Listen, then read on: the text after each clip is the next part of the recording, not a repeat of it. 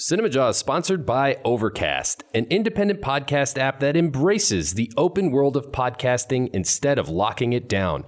No exclusives, no premium content, no paywalls. Just a great podcast app for everyone.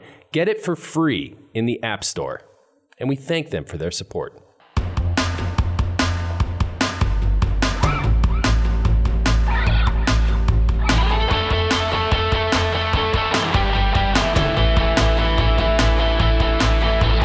You're listening to Cinemajaw, the greatest movies podcast ever, recorded on location from Ryan's house in Chicago. My name is Matt Kay, and with me is Ryan the Movie Guy, and sitting alongside us, right to my left, is Filmy and Phil. How we doing tonight, boys? This week on Cinemajaw, Matt, we answer a very big question. Boxers or briefs? No. Why was Ghostbusters so damn popular in 1984? Also a very important question. You're right.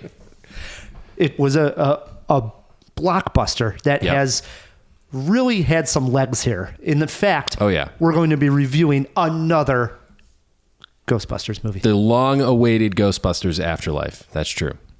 So we are going to hit that and a whole lot more, aren't we, Phil?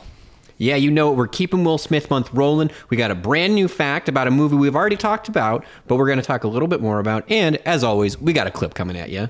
Plus 2 reviews. Ryan, we mentioned the first one, Ghostbusters Afterlife. And in addition to that, House of Gucci with Lady Gaga and Adam Driver. Nice. No guest this week. Yeah. And I like to play Stump the Kubinski without a guest. 5 questions in honor of Ghostbusters Afterlife and in honor of Paul Rudd. Ghostbusters trivia. No, in honor of Paul Rudd being named the sexiest man alive by People magazine, we are playing Stump the Kubinski Paul Rudd edition. Oh, okay. I thought you were going to say sexiest man alive edition. No, that's not a bad one, though. I'm going to write that down. Yeah. That's a good tidbit for a possible. Because I could probably name like at least 3. Can we throw this in the jaw box? I can name 3, not including Paul Rudd. Okay, no Paul Rudd. 3 sexiest man alive. Phil, can you write these down so we can double check it? Go ahead. You got it. I will say Pierce Brosnan. I think you're way off with Pierce, but okay, I'll give it to you. Mel Gibson at one point. Maybe. I could see that. And I will also say Alec Baldwin. At one point was voted sexiest man alive. Those are my 3. Wow. No Ride the Movie Guy? No. Hey, no Matt Kay either, so. Matt, you really dropped the ball. There's like some obvious ones that you just... Yeah. I think anyone could have done like, it. Right away. Not picked any of them. McConaughey. Right away you go Brad Pitt, right off the bat. Oh, Brad Pitt, sure, Johnny Depp, Idris Elba. Like, there's some iconic good-looking dudes that you just... I got my horses in the race, Phil. We'll see how we did at the break. It's funny. That's good stuff. Before we get started, Matt, I wanted to tell you I was at the House of Gucci screening, and Jeff York, I know he listens to the podcast times, and he's been on the show. Fellow critic, friend numerous of ours. times, and he does caricatures. If you guys have seen our YouTube channel or even on Instagram, we use some of these digital characters that he drew, characters of us that me and Matt, and Matt's trying to now maybe possibly even actually animate these. Well, I did. I animated like 10 or 12 of them. Right, but now we're actually going to have moving arms from what I'm told by you anyways. Our limbs will be moving. They might even walk. So Jeff went ahead and he drew us some new caricatures of me and Matt, and I see him at the screening. Well, he gives us the original artwork, the actual piece of paper that he drew these beautiful pieces of art on, and he gives them to me, and I didn't have the heart to tell him. This was almost like a Larry David moment for those fans of Curb Your Enthusiasm.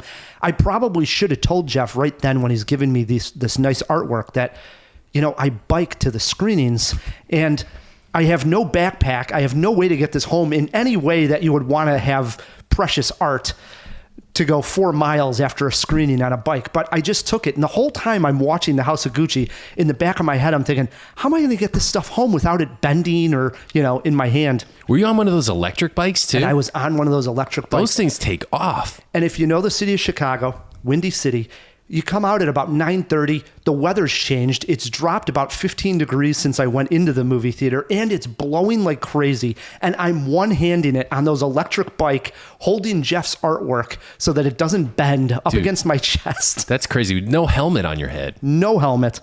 and I got home safely. But I God. do want to thank Jeff. I know he listens. Thank you, Jeff, for the artwork. And you will animate these. Now I have to. I feel like, after you put your body at risk, I must, One more thing, Matt. Okay.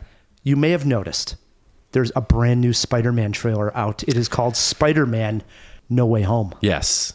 I think I heard about this. So I was talking to E-Man, who was just a previous guest on the podcast.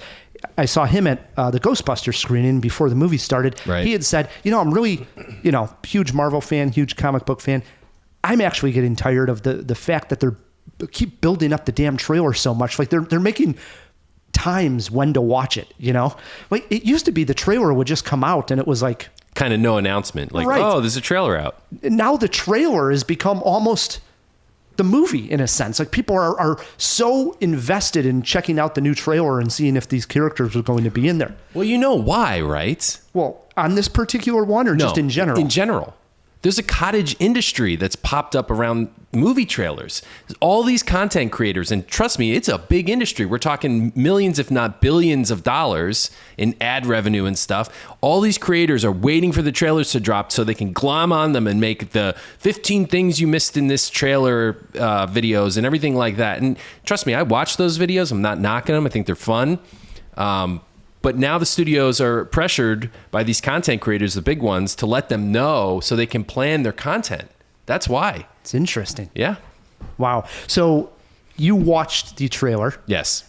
Your take, being a Spider-Man fan, being a Marvel fan, your take on the latest Spider-Man trailer. I'm stoked. I don't know anybody who's been a fan of Spider-Man who wouldn't be stoked by this. You got the multiverse exploding. You got Doc Ock and the Sandman and Doctor Strange, and it just looks fantastic. I saw the Lizard Man too. The Lizard, yeah. And Electro.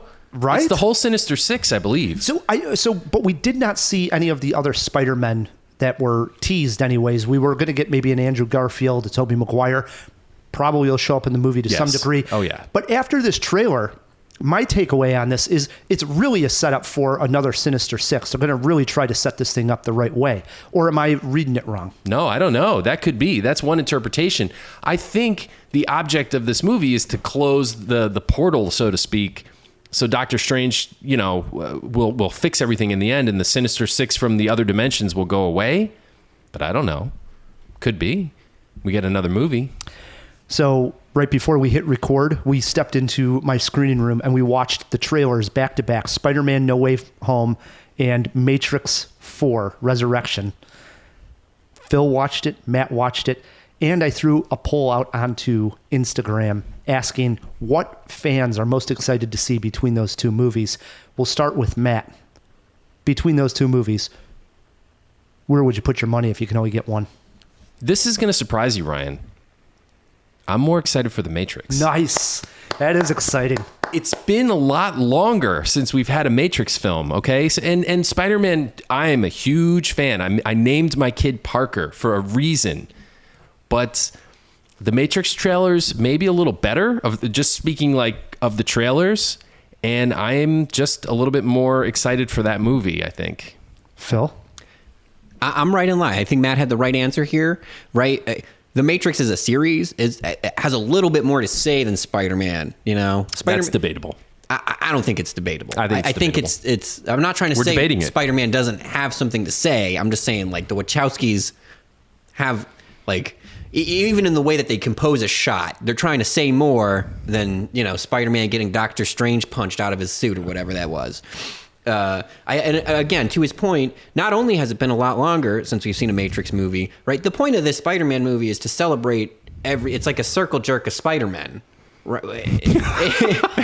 Am I wrong?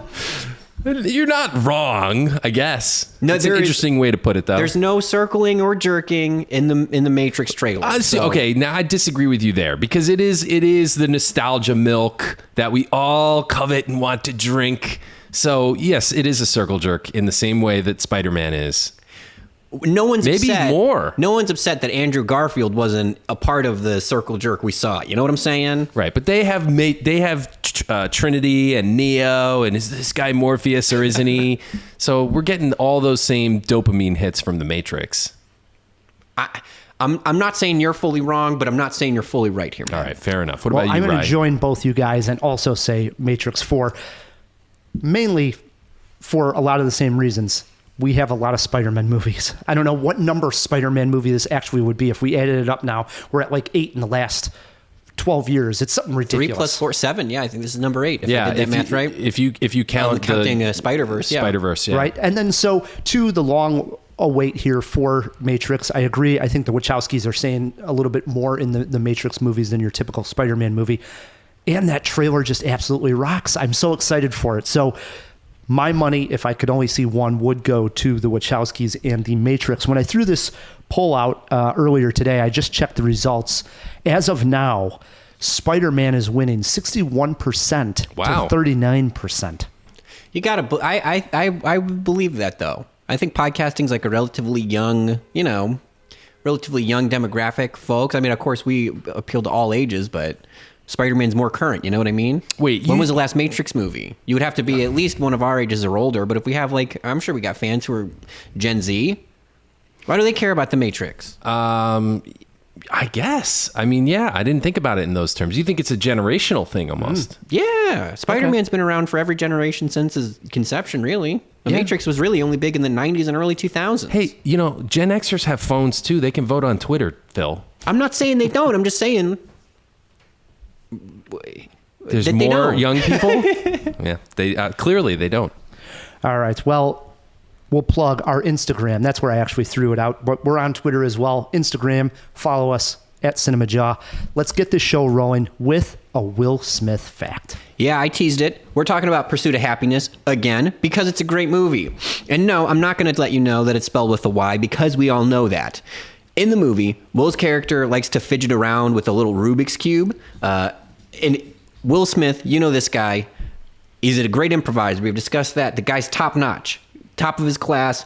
He did not want to hand double. He didn't want to have anybody else come in and body double solving this Rubik's Cube. No movie magic. This man took lessons from a professional Rubik's Cube solver to solve the cube in under 2 minutes. And what's cool about this is two things. One, Will Smith's dedication, right? This is like what Eban was saying last week when he studied King Richard Richard Williams' speech patterns. This man, he found, I didn't even know that was a thing, like a professional Rubik's Cube solver. I mean, there's a professional everything. I agree. Yeah. Professional circle jerk instructors. There's a band called the Circle Jerks. They're awesome. They I are hope awesome. they're in the Spider-Man movie. Well, okay, so it begs the question, you guys, can you solve a Rubik's Cube? Phil. No, I'm pretty good with the yo-yo though. No, I cannot either. Parker can solve the Rubik's Cube, and it annoys the crap out of me because I can't do it. Terrible. I know. I got to learn. Good stuff. Speaking of Rubik's Cubes, Ryan, the 1980s were a great time, and Ghostbusters came out in 1984. The original film holds a dear and special place in my heart. I had all the books, stickers, toys, etc. I was a Ghostbusters fanatic.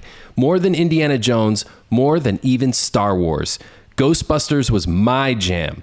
In 2016, far from being a hater, I was quite supportive and optimistic about the female Ghostbusters. Alas, it was a train wreck, no pun intended. So fool me once. Will this latest installment, a true sequel this time, be a shame on me or shame on you for not seeing it? We dusted off our proton packs to find out. I found this in my living room. Whoa, killer replica. A replica of what? A ghost trap? There hasn't been a ghost sighting in 30 years. New York in the 80s? It's like The Walking Dead. Your dad never mentioned this to you? It's just my mom. My grandfather died. My mom says we're just here to pick through the rubble of his life. Wait a minute. Who are you? I actually got to have dinner with Dan Aykroyd once. It's a long story, and I probably told it on the job before. And I remember him talking about Ghostbusters 3. This was in 2010. And I was just sitting there agog. My mouth was literally hanging open, and I was just like clinging to every word he spoke. This film meant so much to me to finally see, and I'm very happy that it exists. Trading in the bustling streets of New York City for the dusty mining town of Somerville, Oklahoma, Ghostbusters Afterlife picks up just shy of 40 years after the events of the first movie. The original 4 Ghostbusters have faded into legend as much as one can in the internet era. And we meet Callie, a struggling mom played by Carrie Coon, and her 2 precocious kids, Trevor and Phoebe, played by Finn Wolfhard and McKenna Grace, respectively. The trio have just inherited a spooky old house from a deceased father/grandfather who's not really a part of their lives. As they assimilate to small town life, they begin to discover that they may have a connection to the Ghostbusters, and there may be a reason their grandfather picked this location to live. Paul Rudd pops up as a seismologist who, for some reason, feels the need to disguise himself as a substitute teacher, and slowly but surely, the PKE energy of this movie ramps up to a climactic ending.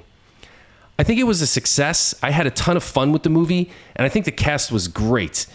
Even though I loved the fan service, I have to admit it was a little heavy-handed at times. Also, we talked about this on the way out of the movie, Ryan. There was a missing element. We do have a returning villain here, but we don't get that giant action piece that was the Stay Puft Marshmallow Man in the first movie and the Statue of Liberty in the second movie. The plot could have been slightly tighter and the pacing perhaps a little more front-loaded, but once you hear the iconic siren of Ecto-1, all of that pretty much goes out the window and I'm a kid again. Fans of Ghostbusters will be pleased by this entry. Opening the doors to a potential new series certainly has some potential. But if they make another one, they better get Rick Moranis back or I'm not going.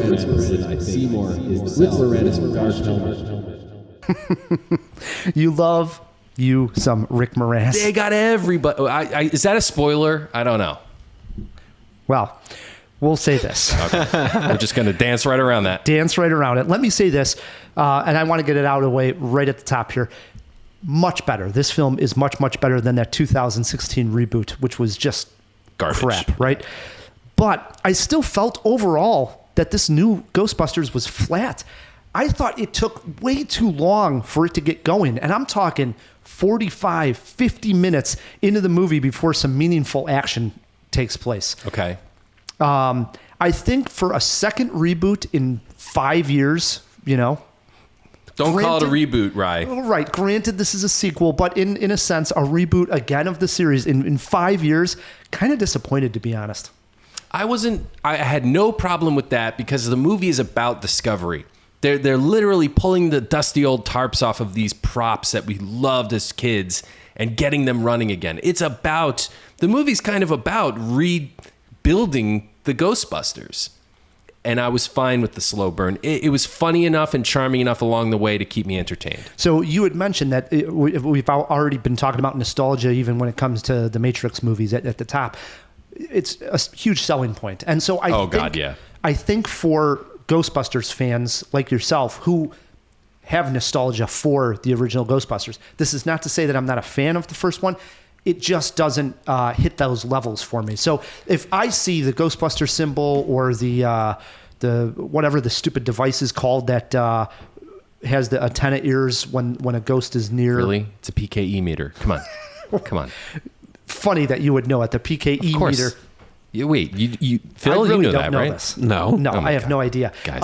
Like that really registers nothing on the nostalgia meter for me. It just not that kind So of if movie I had for a me. PKE meter that read nostalgia and I put it near you, it wouldn't be. It wouldn't raising, be beeping. Okay. No, All right. it would not. Some of the stuff when it comes to the, don't cross the streams. What are those? The proton packs or, okay. I get those, but again, doesn't really do much for me. So the movie at one point definitely wants to show us these mini marshmallow men. We've seen them in the commercial and they pop up in the movie. If I'm going to ask you, a Ghostbusters fan, the original one was a great idea, and it was born out of a very funny idea that Dan Aykroyd's character was trying to think of the most innocent thing of all time. It's a classic movie moment that lives in the annals of great movie moments. Oh, yes, it does. But if I'm going to ask you, why do the mini marshmallow men even exist in this movie? What would be your answer? Because I have none. I couldn't even explain why there would be mini marshmallow men in this movie. Of all the items on the shelf that could have been haunted and possessed and come to life, marshmallows do seem the least likely, but maybe Gozer the Gozerian remembered the form the destroyer took back in 1984 and felt some sort of attachment to the marshmallow. Because remember, the entire body was made of marshmallow. So when I think it was the Keymaster, when the Keymaster Vince Clorto was in the Walmart near the marshmallows, some of that spirit leaked out to the marshmallows. So But you're reaching for this. This is not your really. theory. No, but it's your theory. That holds water. But again, when we're talking about the original Ghostbusters and the idea of why the Marshmallow Man appeared in the first one, it's this great moment. In this one, they're literally just playing around on the store shelves. It just didn't have that moment of like it made sense, especially to me. I was like, this is just so forced in there to get us to be... It was pretty funny. Nostalgia and have those like ooh and ah moments in the theater because everybody thinks they're so cute. I don't know. I just didn't get it. To me, it was like, it felt forced. I didn't like it. I'm not going to completely disagree with you. I do think seeing the Stay Puft Marshmallow Man in some form makes sense for them to have done. But like I said in my review, we're missing the giant action piece. We just didn't get that in this entry. The other thing we're missing is a new ghost. I didn't like the idea. Muncher. Not enough. Was that good? That you were satisfied with that? Yeah, he was cool. It was junk. And there was some real fan service at the end once all the ghosts start going ballistic. I pointed one out to you, in fact, from the cartoon where the eyeball comes out on a string, which was a ghost from the cartoon. I had the toy, and we get to see it in the film. I don't know if there's a name for this ghost. Whoop-de-doo. Who There's some cares? cool ghosts. The real Ghostbusters is a great show. Thank you, Phil. The cartoon. Yeah. Right. Okay. But how about a really good ghost is what I'm saying. I didn't think there were any that were nearly as memorable as Slimer. Librarian. All of them. The ones that were all in the original Ghostbusters. They needed not even just a set piece, new ghosts that were haunting the place. None of it worked for me on that sense. Also not going to completely disagree with you. But I'm not completely bashing the movie. You brought up how good the kids were. Yeah, especially Phoebe. Yes, Phoebe was Mackenzie. fantastic. Or McKenna. Fantastic. So they sort of carried it in general. But again, overall, sort of flat for me. I liked it, Ryan. How about a jaw-dropping moment? So you alluded to this, and we're dancing around spoilers, but I think people know it's coming. I'm just going to say there's some fun cameos in this movie. Some interesting appearances. And Some apparitions, if you will. right. And that worked for me. That was probably the funnest I had with it, was seeing some of these characters on screen. You? I'm going to dance around this too. Yes, a little bit more specific into which character in particular. I think this character's presence is felt throughout the entire movie, but then we finally get to kind of see this character at the end. I think it was done well. Could have been a little shorter. Gave me goosebumps at first, but then it was on screen for too long. But that was my jaw-dropping moment, because it was like, oh, okay, they went there. Yeah. I like that moment as well. How about a movie poster quote? Ghostbusters Afterlife is a lot of fan service, but as a fan, I felt serviced. Go see it. I went with, the nostalgia streams have been crossed. That's fine. That's fine. All right, what are you giving this thing? How many jaws? It's a flat 2 jaws, right in the middle of the road. I didn't absolutely hate it, but it's 2 jaws. I'm going 3. Gets that extra nostalgia jaw from me. You're a much bigger Ghostbusters fan, so it makes sense. Yeah, at least it was a legitimate Ghostbusters film, not like the 2016 botched movie. Right. But it doesn't hold a candle to the original. No. Like, it's not something that, like... if Neither did Ghostbusters 2, to be fair. I mean, if kids went to the theater and this was their first introduction to the Ghostbusters, nobody would be like wowed by this movie like we were back in 1984. Yeah, Parker wasn't. I would like them to get their Empire Strikes Back. They have not had that yet. So while we're talking about it, and I mentioned the question at the top of the show, you go back to 1984, stacked year of movies, one of the bigger banner years of the 80s for movies. They were coming out like crazy.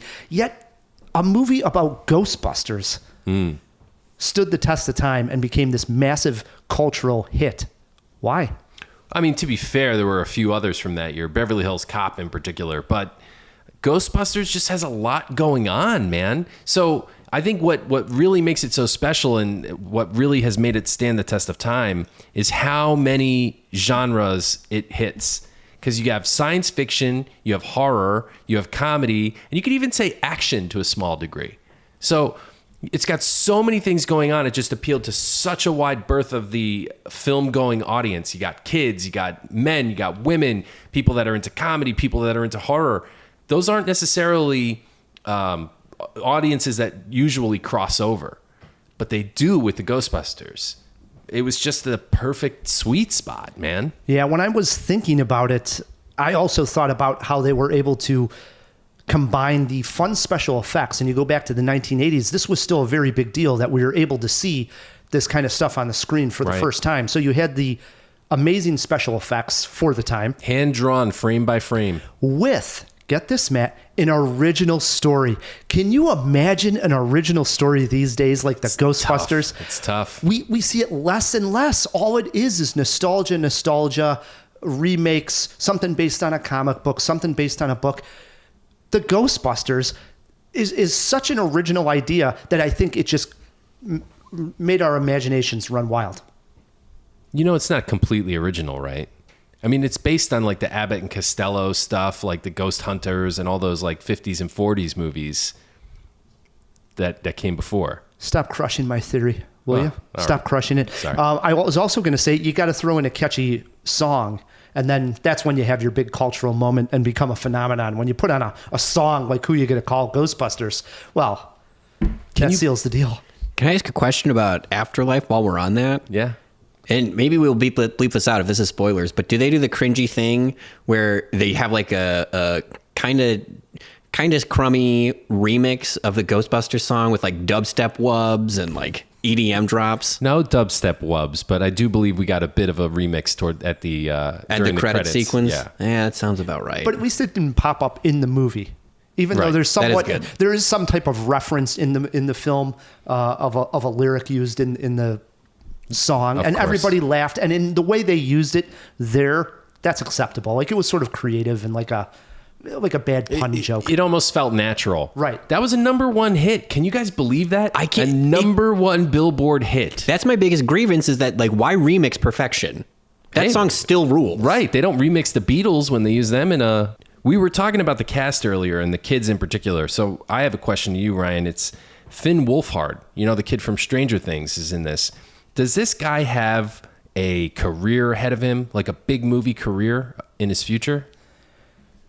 Believe it or not, Matt, I'm going to say yes. Oh, wow. I'm going to check the yes box. And here's why. All right.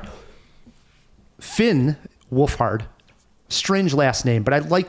That's a freaking awesome last name. I was going to say, I like the name in general. He's already starred in some major projects, right? Stranger Things, humongous on Netflix. Enormous. It 2. He's in both those movies. And now Ghostbusters. He was good in those. Right. And now Ghostbusters Afterlife. These are some major projects that he's in. And he has a screen presence that just can't be taught necessarily. And he's not relying on good kid looks like a Macaulay Culkin, in the sense where, oh, look at the cute kid. He's kind of awkward looking. Yeah, he just has an interesting look going on. And I'm sure it's going to change as he gets older. But right now, with his hair and the way he looks, it's just interesting. It's different. Kind of an Adam Driver thing going on. Right. Yeah. And those are the kids that grow up to be sort of interesting actors. So I looked him up after Ghostbusters Afterlife, and I saw that he's part of a band, really into the arts. So my answer would be yes. I think Finn Wolfhard is going to have a decent sized career here, Matt. Well, you know, I'm not usually the pessimist, but I actually ticked the no box for Finn. I don't think, like, Stranger Things is a big hit, but I haven't seen yet anything outside of Stranger Things. What was the other major movie he was in? It. Yeah, he was good in it. I liked it. But I'm, again, kid charm. What's he really got, like, acting chops wise? I'm not sure. I'm skeptical, Rye. Skeptical. He's very young. Can we throw it, how old he is, throw it into the fish tank? So, yes, his acting chops are still going to develop, but I think he's got the interesting look to go. He's certainly got years ahead of him, so we'll find out. How about this for a question, though? And I'm going to throw this one. This is a heavy hitter at you, Matt. Not sure if you're prepared. Ghostbusters Afterlife, directed by Jason Reitman. His father, Ivan Reitman, directed the original Ghostbusters. Interesting that it's a father-son duo when it comes to like directing movies. Yeah. A director and their child. Do you got another one, sort of like the Reitmans, where you got two directors in one family like that? Yeah, I mean, the big one that springs to mind right away for me is Carl Reiner and his son, Rob Reiner. They've both directed some pretty amazing movies. Rob Reiner, no doubt, took it a lot farther as a director, but they were both actor-directors, right? Carl Reiner directed The Jerk and some of Mel Brooks's early movies, and Rob Reiner, of course, gave us The Princess Bride and Spinal Tap, among many others. They're both fantastic directors. They are really good. Yeah. But I got one that's even better, I think. Tough. How about this one? Ladies and gentlemen, the Coppolas. Francis Ford Coppola and his daughter, Sofia Coppola, legitimately have a masterpiece under their belt, which is very impressive. I mean, Lost in Translation for Sofia Coppola, still talked about to this day, being a masterpiece. And of course, Francis Ford Coppola. Where do you not go wrong with a masterpiece? Did The Godfather 1, Godfather 2, Apocalypse Now. You could go on and on. The Outsiders. I mean, you could even make a case for The Conversation being a masterpiece. So the Coppolas, wow, that's a lot of talent. I know those are some great movies that both of them have directed.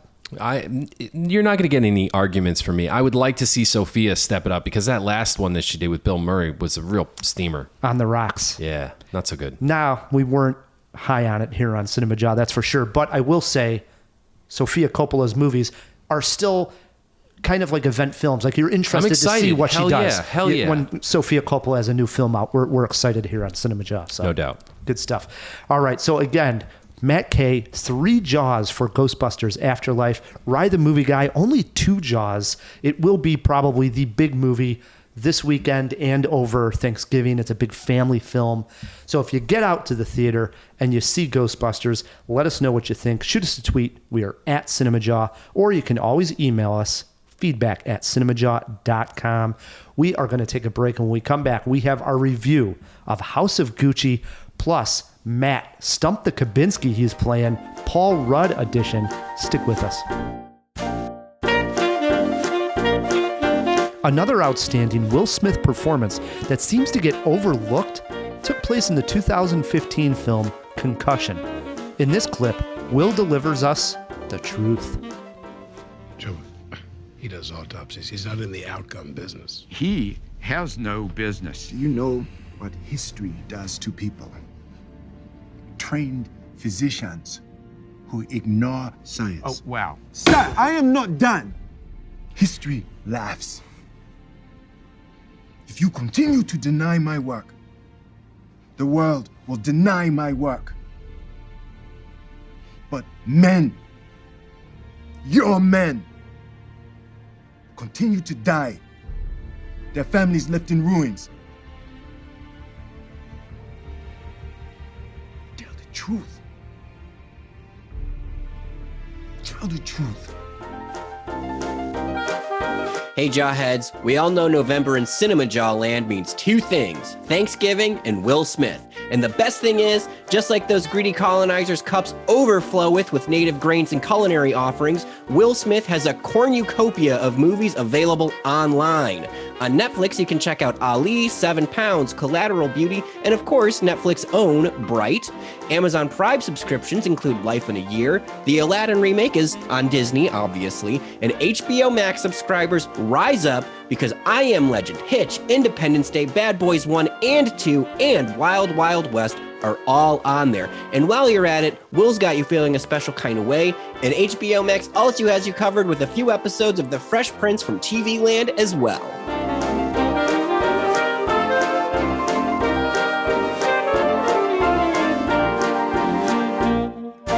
And we are back on Cinemajaw. Matt, before we get to our review of House of Gucci and we play a little Stump the Kubinski, we threw, I think, only maybe 1 item, maybe 2. Into but it was important. Yes, into the fish tank.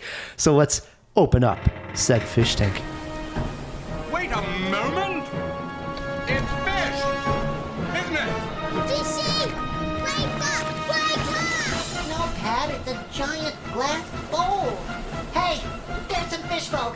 Who's coming with me besides Flipper? Here. That's a Sicilian message. It means Luca Brasi sleeps with the fishes. You're gonna need a bigger boat. Thank you so much. It feels good to be out this week. We have like I think maybe technically we threw 2 in, but one of them is really just a bonus Stump the Kubinski. I'm going to start with that because I think that's the content we all came here for. So Matt's 3 guesses for the sexiest man alive. Right. Refresh the JawHeads. That was early in the show. Sexiest man alive. His 3 guesses. In order were Pierce Brosnan, Mel Gibson, and Alec Baldwin. 1985. Mel Gibson, check. Wow. 1 for 1, Matt K. All right. 2001. Pierce Brosnan, check. Wow. A little late. Really, they were well past their time in 2001 to be giving Pierce Brosnan, but you're on the board still, Matt. And Alec Baldwin was sexiest man of the year. Never. Yes. Never. He got robbed. Why would you say Alec Baldwin? Dude, he was a looker back in the day. Sexy. He's dreamy. Are you kidding? I mean, listen, he's come a little ways. There's some wear on him, and I know he's going through some stuff right now. But he was a good-looking guy. Not to rub. I mean, no. I take it back. 100% to rub salt in the wound. Every guess that Ryan and I had is correct. Some of them, even Brad Pitt, multiple times. Johnny Depp, multiple times winners. I don't like to go for the low-hanging fruit there, Phil. Well, you know what? Climbing all the way to the top of the Ryan tree. and I like to look at it as the fruit that won. Well, whatever. Our apples got eaten. Yours just got moldy, and then I don't know. Maybe I got 1 wrong. I guess 3, and I didn't guess the obvious ones. Well, you came out of the box firing that you could just name 3 of the sexiest men. You were the one that sitting so high on your horse over there. Ego of Bloom saying, I know all there is to know about sexy men. Well, I pay attention to that list, yeah. Our second question, less competitive here, but I do want to, I'll throw a question out to the board. It was, how old is Finn Wolfhard? What age would you guys guess? 16. Wow, it's good. Good guess, but I would probably say maybe 18. Rye the movie guy's right on the money. I have no idea how he did that. When you look at this kid, when you look at this man, you would not expect him to be able to vote and buy cigarettes, but he can. To be fair, Ghostbusters is the most recent thing we're seeing him in, and this movie was shot 3 years ago. Right. All I'm saying, I feel so much better about perpetually looking younger than I am after knowing that Finn Wolfhard is 18, because not that I necessarily look like I can vote and buy cigarettes. You don't. But this guy really doesn't. And to be fair, when I was 18, I really, really didn't. But I'd love to see a picture of Phil at 18. We got to make that happen, Phil. I could probably find one if you really, I'll have to dig down the anals myself, but okay, there they are. We'll make it happen. Was that everything in there, Phil? That's all we got, boys. All right, jump back in that fish tank. You bet. Matt, I walked into the House of Gucci screening wearing jeans, a green fleece from The Gap, and a blue vest from Uniqlo. I was clearly underdressed. With a film featuring a cast that includes Lady Gaga, Adam Driver, Jared Leto, Al Pacino, and Jeremy Irons, and with it being directed by the great Ridley Scott, there is a lot more to discuss than just fashion. I hit the runway to check it out.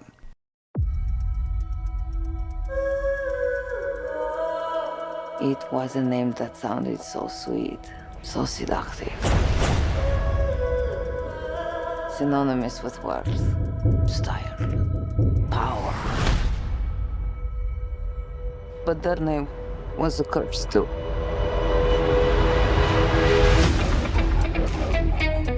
I've been a Gucci all my life. Your name is in the history books. Paolo, you are Gucci, you need to dress the part. It's chic. I mentioned my attire when going to the screening. I am by no means a fashionista, but I have certainly heard the name Gucci. That said, I was unfamiliar with the story of Maurizio Gucci's murder. The film is based on the book House of Gucci, the sensational story of murder, madness, glamour, and greed. The word sensational in the title is key because that is an adjective I would use to describe the film itself. I would also use uneven. Take the acting performances, for instance. Lady Gaga and Adam Driver are playing it very seriously. However, Al Pacino, Mr. Overactor himself, and Jared Leto are playing it as over-the-top sensational, which in turn plays it for laughs. The story follows Gaga's Parizia as she marries into the family and soon starts to stir things up, convincing her husband, Maurizio, to take certain actions against other Gucci members. Behind the scenes, the Gucci empire starts to crumble. The movie has a runtime of over 2.5 hours. Jeez. Yet the murder plot feels rushed over near the end. I have to mention 2 highlights here. The music, populated with 80s tunes, and the hairstyles. Gaga's look is fantastic, but I also love Adam Driver's hair and fashion in the movie. And finally, there's Jared Leto, who sports a bald head and colorful attire. The crazy hairstyles brought me back to what they did in American Hustle. A nice touch. Is this an award-worthy film? No. But I had a fun time watching the wild ride come to a conclusion. For fans of fashion and for fans of watching actors take on sensational roles, you will not be disappointed. I'm slightly recommending House of Gucci. Better fashion movie than Cruella? Different. I wouldn't say better when it comes to the actual fashion, because they're making constant fashion shows in Cruella. They're not necessarily doing that. There's one great fashion scene where they're actually at the runway, and Tom Ford, who, can we throw something late into the fish tank here? I believe Tom Ford is actually in the movie, but his character's in the movie for sure as well. Like, so I didn't understand. So Tom Ford directed 2 movies, A Single Man, which we did a review on, and he also reviewed that movie Nocturnal Animals, which we were very split on years ago with Jake Gyllenhaal. And he's a fashion designer, but I didn't know where he fit in the world of fashion. Then he later became a director. Well, it turns out Tom Ford sort of helped rejuvenate the whole Gucci brand when it was starting to sink and people were looking at Gucci the same way. He came in from Texas and he put on this huge show, and it sort of turned the whole company back around, and everybody was like, oh yeah, Gucci knows what they're doing, you know? So there is that one particular scene, but it's really about the craziness that this family, for having the fortune that they piled up and the way you think of the name Gucci of rich and power, they were a bunch of goofballs. I mean, Al Pacino, his son is Jared Leto, who's cousin to Adam Driver's character in the movie. And Al Pacino's character is basically saying, like, Adam Driver, you know, his nephew, is going to have to take over the business because my son's an idiot. You know, it's that kind of family. It's just like, well, I can't help what I created turn this over to my son because just a moron, you know? And of course, once all these quote unquote morons get together and start running the business, and then you enter somebody else into the family, like Lady Gaga's character, Parizia, next thing you know, there's murder involved, there's wackiness going on, and it's not what you would think of when you think Gucci and you're going into these expensive stores. Dude, that sounds awesome. Was there a jaw-dropping moment? Oh, yes. First time Jared Leto comes on. And I don't know, it's funny, I love being in screenings when audiences don't know exactly how to react, because prior to that, even though Lady Gaga's accent, I wouldn't necessarily label as Italian. It's some type of European accent that she's putting on. It didn't sound very authentic when it comes to, you know, being from some part of Italy. I don't know. But at least it was constant. And Adam Driver, very serious actor. Then all of a sudden, Jared Leto comes on. He's in this just ridiculous suit, and he's got this bald head.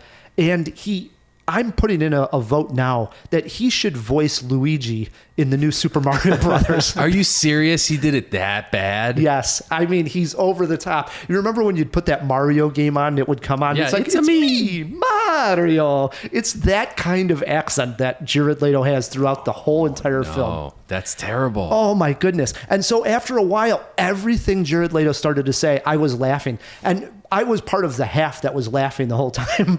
And then you got Al Pacino like overacting, yelling at Jared Leto and him, I'm sorry, Father. It's just like, oh my God, this is too good, you know? Oh, wow. I got to see this. It's a spectacle. It is. It is a spectacle. How about a movie poster quote? I went with this one. Like their handbags, overpriced, but fun to look at.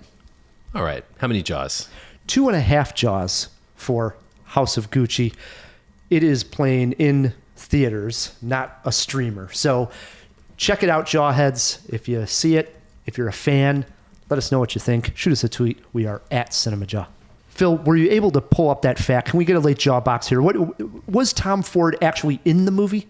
So, as far as I could tell, the man, IRL, Tom Ford, he's not credited if he is. Okay. So there's not even like a cameo appearance credit. Okay. Nowhere on IMDb does it mention Tom Ford, other than Reeve Carney playing Tom Ford, the character, which I will say we're bringing it all full circle here, as we love to do on Cinemajaw, because Reeve Carney got his acting debut. He originated the role of Peter Parker on the Broadway Spider-Man show. Wow. So we have, Deep I wonder cut. if we didn't see him in the trailer either, but part of me thinks maybe we should have. I think you're right. It's the Broadway, and we better see some Miles Morales. He That's was all I'm left out of saying. the circle jerk. As far as we know, Phil. As far as we know. Yeah, that's true. He might be in there. Good stuff. Wow. All right. So Tom Ford not in it, the man himself.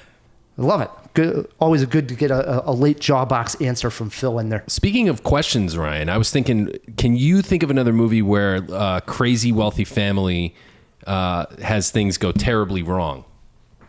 Oh, like the Gucci family. Right. Exactly. Off the top of my head, one that came out not too long ago, but interestingly enough, also directed by Ridley Scott, was All the Money in the World, which was about the Getty family. Well, maybe this is a new vein that he's tapped. Here. Right. Yeah. And this was, in this case, the grandson got kidnapped and they didn't want to pay the ransom money. That's right. That's right. With Christopher Plummer. And, Right. he replaced... Who did Kevin he replace? Spacey. That's right. Right after Kevin Spacey got Reshot kicked out of the Hollywood. entire movie and ended up getting nominated for an Academy Award. So late in his career. Yeah. Mark Wahlberg's in there as well. I like that kind of story where, the rich guy's just not going to, be held accountable for like, oh, I'm just going to pay the ransom money right off the bat. He's going to play hardball with these guys, even though his grandson is at risk. Well, speaking of Al Pacino, my answer to this question is going to be Scarface. He's got, speaking of all the money in the world, he's got this empire, he's got the house, he's got his beautiful wife, his best friend, his sister. Everything's going well for Tony Montana, and he just wants more, He just can't help his greed, and things start to fall apart. It's so spectacular when they do. Brian De Palma is one of the best, man. It's a great movie. There's another one, as you were just talking, that I thought of. It was a Richard Gere movie. This was a much smaller movie. It was called Pretty Woman. No. But true. Richard Gere always plays the rich guy, right? Yeah. And he does it again in this movie, Arbitrage, where he's the owner of a company where he's about to sell it for like $500 million, but he's been cooking the books and he's going to make the sale. And then he's involved in a car accident where somebody dies and he actually tries to cover up that someone was in his car because he's trying to get this deal done. And I remember watching this at home, missed it in the theater, but it's a pretty good thriller out there too. Richard Gere, rich guy, always works. Well, most of the time. Most of the time. So we mentioned it's directed by Ridley Scott. And we very famously had a cinema war where we said, what is the best Ridley Scott movie? And we pitted his two big ones against each other. Blade Runner against Alien.